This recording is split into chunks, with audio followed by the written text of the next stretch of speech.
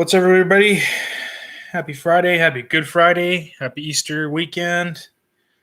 Adam here with Whisky Taste Buds, Blue Collar Scholar.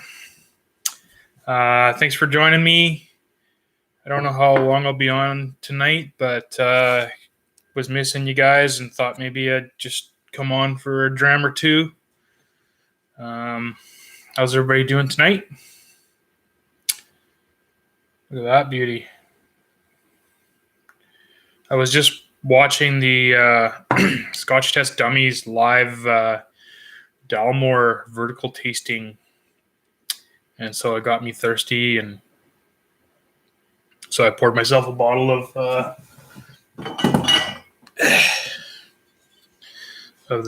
Dalmore cigar malt. It's a beauty. Bottle at 44% ABV, non-age statement.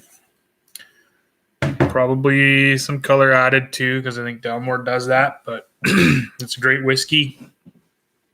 And I think there's some age in there too. The first cigar malt they released a while back was so hugely popular. When they ended it, there was a public outcry, if you will, and so they brought it back. And apparently, there's even older whiskey in this one. So it's a bit of a sherry bomb. Dalmore uses exclusive sherry casks from their own personal bodega in Spain. It's lovely.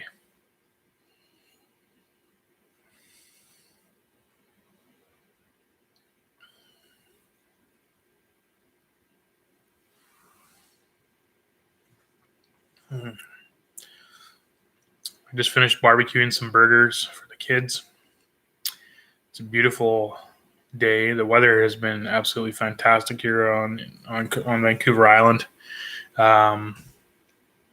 So that makes being out of work and stuck at home a little easier, because we got a bit of a yard, we got a trampoline and a nice hot tub, so it's not so bad for now. Who just joined me? Who was that?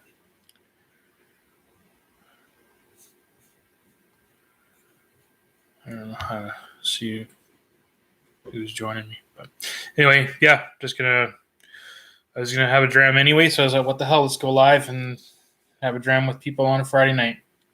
I'm still trying to nail down what the best time to do these is. I'd like to do them twice a week, but it seems like Friday nights are super popular in the whiskey world, so maybe we'll choose a different time or a different night. But stay tuned. I'll make sure once I nail it down, I'll post it so everybody knows, and we'll try and stick to it so that people have an idea when things are happening. I think Adam Bradshaw from the Dram Association is also going live in about half an hour, I think, or maybe they're already live. I'm not sure. So yeah, I don't really want to conflict with too many people that are trying to do their thing. For the one of you that's listening right now, I wanted to raise a glass to Jeremiah Wheelock. I think I was introduced to him once at a whiskey festival. I did not know him as well as a lot of whiskey people did. But it's still sad to hear about someone passing away. So I'm going to raise a glass to Jeremiah.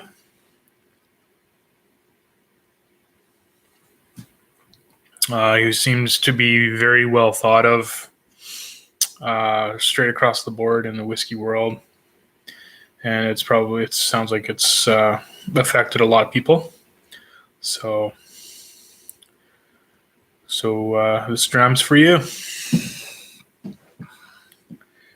Got a lot of people kind of coming and going here, which is fine too. I understand. Like I said, there's lots going on right now. If you guys feel like telling me what you're pouring, what you're drinking tonight, that'd be cool. Say hi. Quite happy to chat with you guys.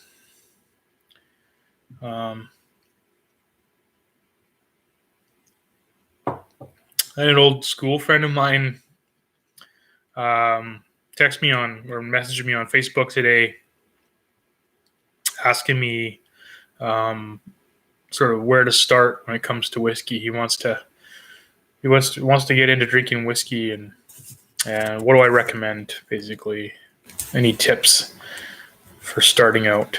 And I was like, well, I mean, some people like to start in the shallow end, if you will, and some people like to do like a cannonball into the deep end.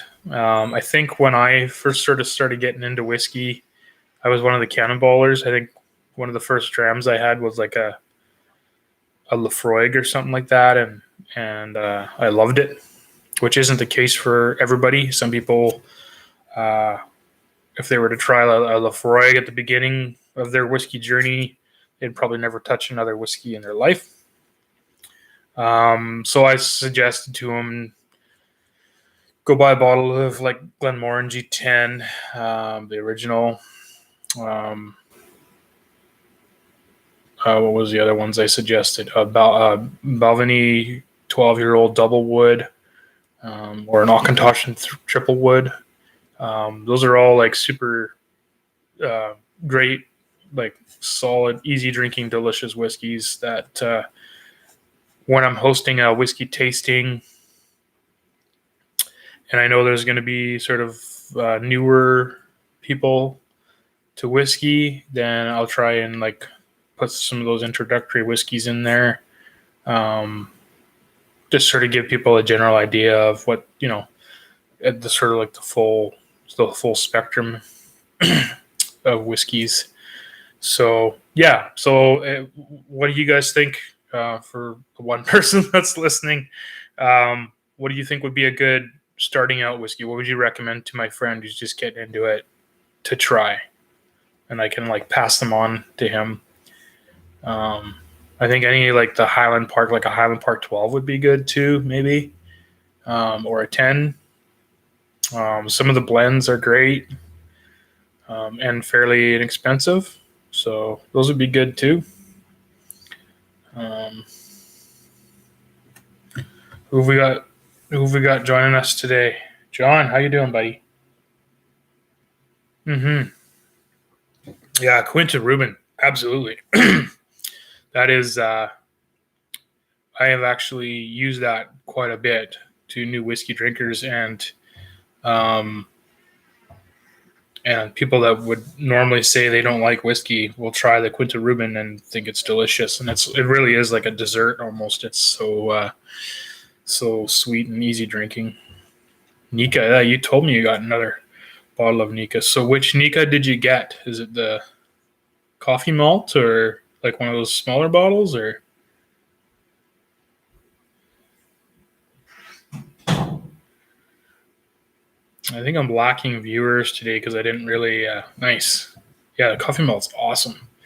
Nika's one of the few Japanese whiskeys that have sort of won me over. It's really hit and miss for me with Japanese whiskeys. Some of them are out of this world, and some of them are not so much. Yeah, I think I didn't really do any kind of promo for this live cast, so probably not going to have too many viewers tonight. But Brandy took an extra shift, so she's going to be coming home around 7, and we might be going out for a fire pit. So I might have to just keep it short and sweet, but yeah, old fashions, yeah, for sure. I'm not a huge cocktail drinker, but I like the idea of using different whiskeys for an old fashioned and seeing which one works best. I made last February, not this past February, but the February before that, for the family day long weekend. We were staying over on Quadra Island, and I made Ardbeg 10 Caesars.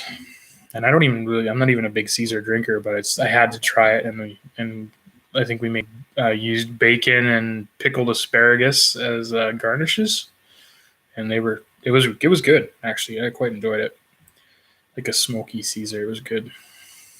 So yeah, I'm all about trying different things out like that. But usually when it comes to whiskey, I'm just a sipper of single malt.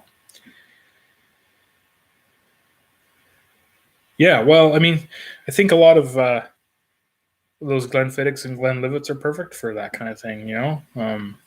That's sort of what I think they're what their main sort of goal is, to appeal to the bartenders for. Yeah, our Big Caesar is awesome. Highly recommend if you can bring it. If you can bring yourself to sacrificing some Ardbeg uh, in the name of science, then give it a try, because it's worth it. If you like Caesars. If you don't, then don't do it.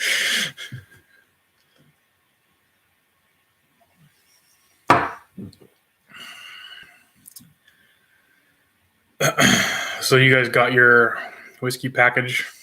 That's awesome. I'm pretty excited about that. I think we've got room for maybe one or two more people. But I'm not upset if we don't sell those, because then it just means that my heels are a little bigger.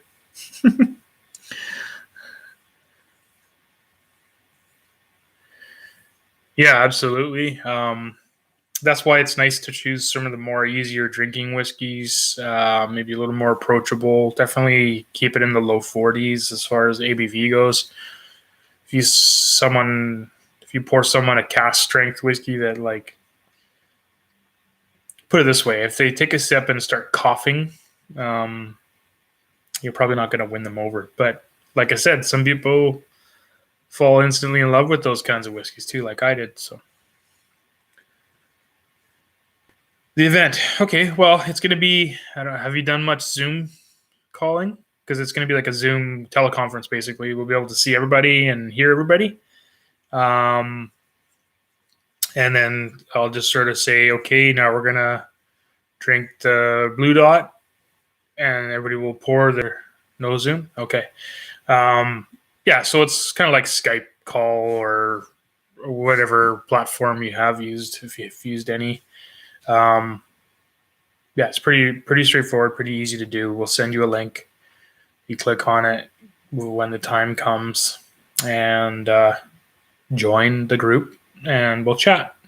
So yeah, I'll say we're gonna pour the Blue Dot. We'll pour it, talk about it. I'll get everybody's opinion on it. And then I'm thinking I'm probably going to do a reveal after each whiskey instead of just waiting to the end and revealing them all.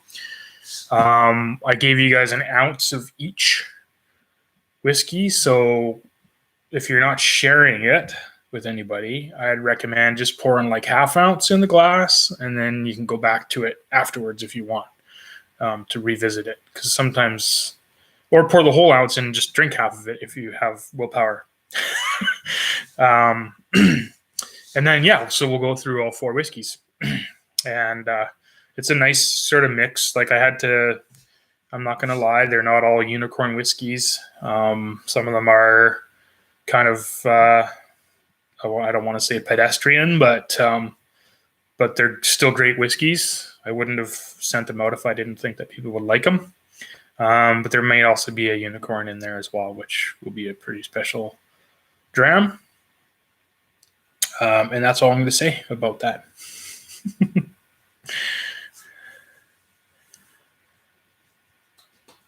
No sharing during the pandemic. Yeah, well, there you go. It's pretty much law, right? Sorry, you can't have any of my whiskey. It's not safe.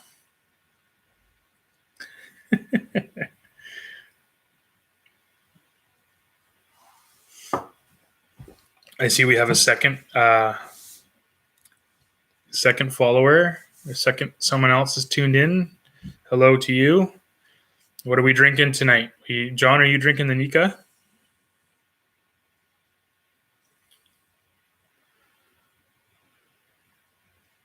Yeah, I'm looking forward to it too. It's going to be a lot of fun.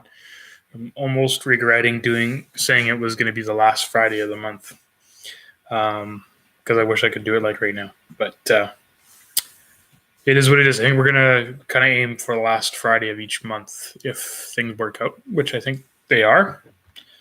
And then some of some of the months might have a theme. Like I'm thinking next month, so May, will be, I'm thinking Isla whiskeys. The reason being, there's a festival, a whiskey festival, like a week-long festival that happens on Isla every May called Feshil. And it's kind of like the whiskey drinkers mecca. I think people, like, usually thousands and thousands of people flock to the island for this whiskey festival. And every day is a different distillery's day for them to feature. So they actually come out with like special Feshil releases and stuff like that. And it's just like a great big whiskey orgy, if you will. No, not an orgy, but you know what I mean? Like, it's just people are passing around these big bottles, and obviously that's not going to happen this year, unfortunately, but it would be fun to sort of pay homage to the Feshil Festival and do some kind of whiskey tasting of all Isla whiskeys. And that doesn't mean it's all going to be peat monsters. There's definitely going to be some peat monsters in there, but I think there's some pretty awesome unpeated or lightly peated whiskeys on Isla as well. So that could be fun. Yeah, so that's one of my bucket list trips for sure, is to go to Scotland, but also to go to Isla and definitely to attend the Feshil Festival. That would be pretty cool. The last day of the festival is always Ardbeg Day, and they always have this like huge party, and there's an old church near Ardbeg that you can rent out if you have like 10 or more people, I think, or something like that. And so a bunch of us Whisky Taste Buds are planning on trying to get that church as soon as this COVID-19 thing's over with, and doing a group trip to Isla would be pretty awesome. So yeah, so that's what May's probably going to be if we do this again. It would be an all Isla whiskey, which will actually help me prepare, because when I go in September, as long as it isn't canceled, I'm going to Banff Whiskey Experience in Banff, Alberta, and I am hosting a master's class all by myself, which is a little intimidating, but I'm pretty excited about it. The guy who organizes it, Andrew Hardington, is super passionate about what he does, and I'm pretty excited about working with him. And so we're going to be doing an all Isla. I'm going to be doing an all Isla master's class with food, with meat, smoked meat pairings, because there's a local butcher deli, if you will, that's willing to supply like these charcuterie boards for everybody, and I get to pair the whiskeys with all these specialty meats. It's going to be awesome. Like right in my wheelhouse. That's like a dream come true. So pretty excited about that. So May will be sort of like a dry run, if you will, to get ready for something like that. And hopefully maybe I can sell a few more people on the Isla whiskeys. No, it hasn't come in the mail yet. I'm thinking that I don't know. I'll retouch base with them, but I'm thinking everything's just been sort of put on hold at this point, because nobody really knows what's happening. Much like everything else, Campbell River Highland Games, same thing. I'm not doing anything as far as sponsors or signing people or getting people to. I'm not pushing registration or anything, because I really don't know at this point if it's even going to happen. So I'm really hoping it will. Finding out just yesterday, even more of the Highland Games in the summer have been canceled. The big ones, Portland's been canceled, Enumclaw.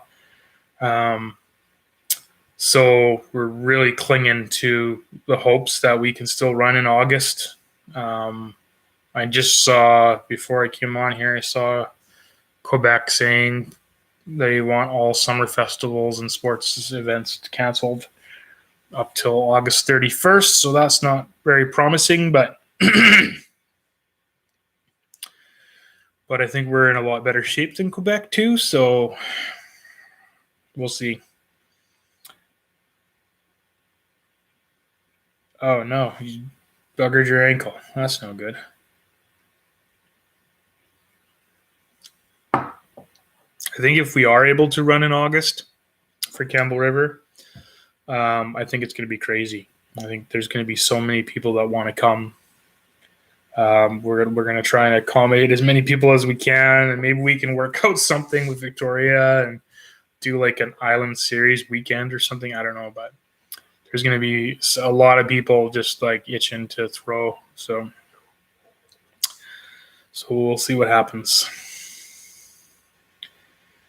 Who's number 2? That's signed on and watching. Hello to you. What are you drinking? I wish there was a way to see who the viewers were. No, participants. Anyway, doesn't matter. Sometimes they like to be silent viewers. It's fine with that. I'm fine with that. Anyway, just for whoever has joined us, I'm drinking a Dalmore Cigar Malt. It's a really nice whiskey. We featured it in our whiskey dinner at Locals Restaurant back in the end of January.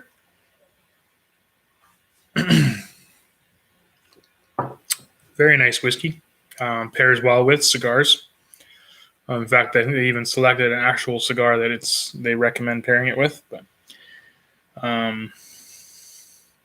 yeah, Dalmore is another one of those sort of easy drinking whiskeys that's really approachable. I think they over process their whiskeys. I think it'd be a lot better if it was like a cask strength or higher ABV, even like 46 or 48 would be stellar. I love a heavily sherried, stronger whiskey. But having said that, they probably wouldn't be as big as they are if they did that, because it would sort of appeal to a more niche audience. Dalwhinnie is good as well. The Dalwhinnie 15 super whiskey. Yep. So many good ones.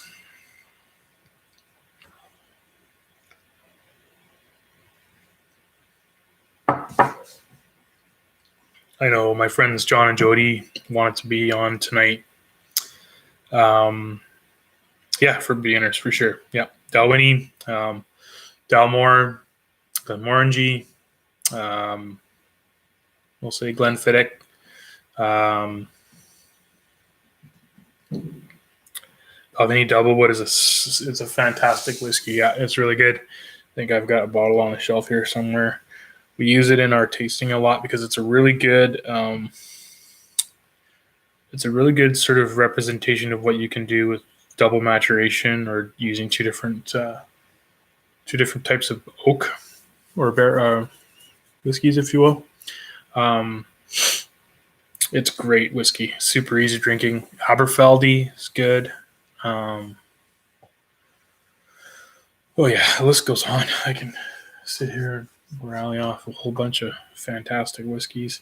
If it was somebody that was sort of wanting to explore peat a little, I would say more like Highland Park or Talisker Storm, Oban. Even there's one called Ardmore. It's not an Isla whiskey, but it's peated. Highland whiskey, I believe. It's not bad, and price is right. Yeah, it'd be fun to sort of have somebody just sort of contact me and be like, "Hey, I want to go through a whiskey journey. Tell me what's the first bottle I should buy," and then just kind of like work their way through their experience. It'd be fun. Yeah, Oban's great. If you ever get a chance, so the Oban, I think, what is it? An Oban 14 is really good, but they also make one called the Distiller's Edition, I think. It's a excuse me, my yawning. It's a Diageo thing. They have like a couple of their whiskeys. They have like these distiller editions, and the Oban Distillers Edition whiskey is out of this world. It's one of my favorite whiskeys right now, which says a lot because it's typically not my go-to. But watch out for that one. Yeah. Distillers Edition, Open Distillers Edition, well worth it. And you can get them it's pretty readily available at a lot of the BC liquor stores and stuff. Pick one up.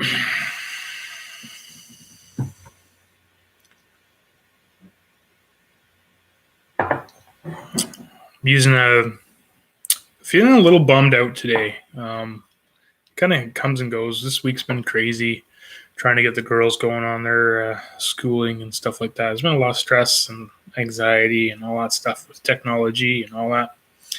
And then when I found out about the Highland Games getting canceled, I mean, I knew it was, or had a feeling it was coming, but it's just it's a big bummer when you hear about shit like that. These games have been going on for like 60 plus years, and this is the first ever year that it's going to get canceled. So kind of depressing.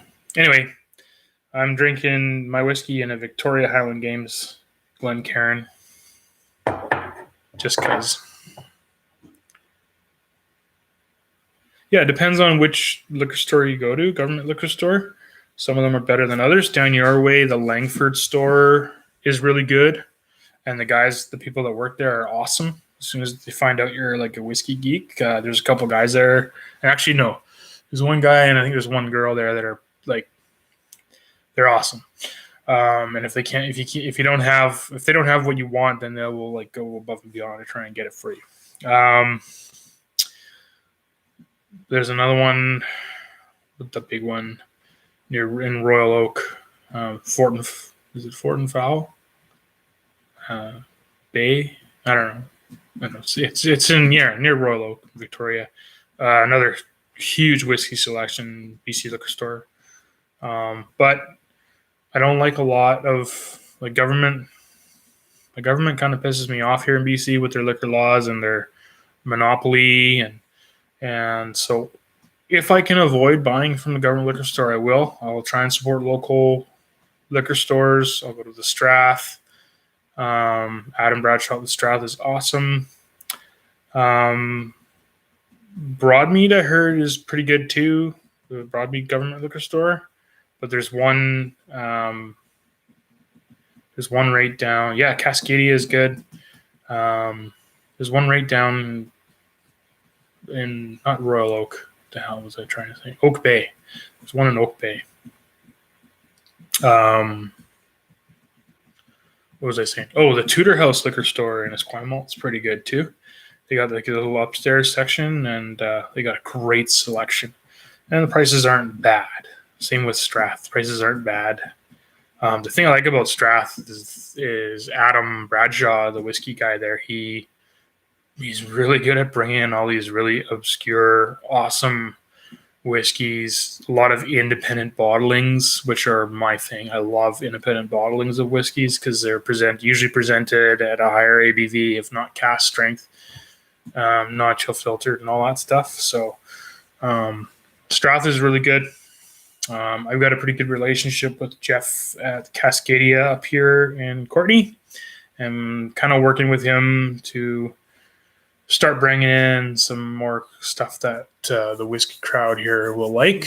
He has an actual really good sort of base selection of like a wide spectrum of whiskeys, but now I think the next step would be to be able to start bringing in all these real specialty ones or hard to find ones and things that people like myself and a lot of the other whiskey crowd up here would jump all over and buy right away. Like he just brought in a bottle of or a case of the Compass Box Great King Street blended whiskey. It's phenomenal whiskey, and it's like $70, so well worth it. Yeah. So yeah, I mean, government liquor stores are good, but kind kind of, I don't know, I have mixed feelings about it because I think, like, I even thought about opening up a liquor store up here in Courtenay a while ago, and then I started looking into it, and they've actually got a moratorium on liquor licenses. You can't even get a liquor license until 2022 as like a beer, wine store, especially liquor store. And the only possible reason for that is they just don't want more competition. Yeah, it's really stupid. So I feel like they kind of were being held back here in BC because of the government and the liquor laws. It's bullshit. Yeah, it's BS. And there's a lot of whiskeys you can't get here in BC for similar reasons. We're kind of limited. When you go to Calgary, when you go to Alberta, and you see what you can get there. It's like it's BS. And then like the stuff you can get here that you can get in Alberta is on average $40 cheaper in Alberta than it is here. On average. Yeah, there's something about distances as well. You can't be within 1 kilometer of a government liquor store or something like that. But right now, the only way you can even do it is by buying a place that already has a liquor license. That's all you can do. And I think there's people out there trying to sell liquor licenses, but they're stupid expensive because they know how rare they are. Oh, that's a great price. Lagavulin 16, nice. I think that's another one that has it's a Diageo whiskey, Lagavulin, I think, and they do a distiller's edition for the Lagavulin as well. Also fantastic whiskey. Yeah. Yep. BC government.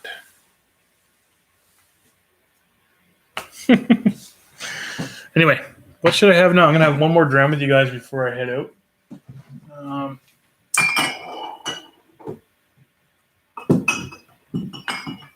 You know what? Since we're on a sherry kick, I'm going to do a bottle kill, I think, tonight. So this is my next dram here. This is a special whiskey I got from Kensington Wine Market in Alberta. This is a independent bottler called the Single Malts of Scotland. And this is from a distillery called Ben Nevis. And it's a 22-year-old whiskey. Bottled at 53.4% ABV. Okay, John, nice to see you. Thanks for tuning in, bud. And yeah, beautiful sherry whiskey. And I got the last little dram here. Yeah, this is another great whiskey. If you ever see a Ben Nevis, pick it up. Well, that's a healthy kill. Ooh, maybe I should have got 2 drams out of that. Oh, well. Oh, yeah. So, yeah, the bottler, again, it's another one you don't really hear about very often, but they come up with some pretty awesome whiskeys called the Single Malts of Scotland. Trash.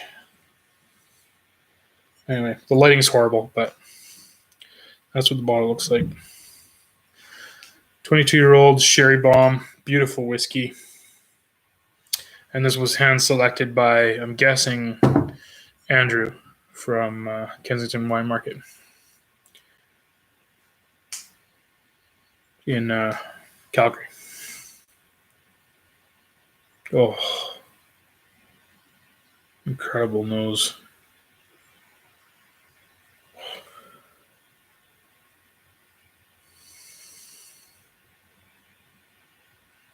Just like huge brown sugar, molasses, baked goods, baked spices. This dram is a real treat. I've been hanging on to this one for quite a while. Beautiful spices. Really good. Getting like cookie dough.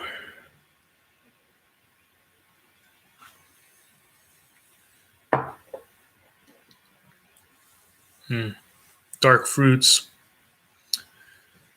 Cloves. Delicious. Anyway, the wife's about to get home, so I'm probably going to say toodle. Thank you for whoever it was that tuned in. It wasn't much, but I'll try and nail down a specific time that I do these so that everybody has an idea ahead of time when I'm doing them. And we'll say happy Easter. Und so weiter.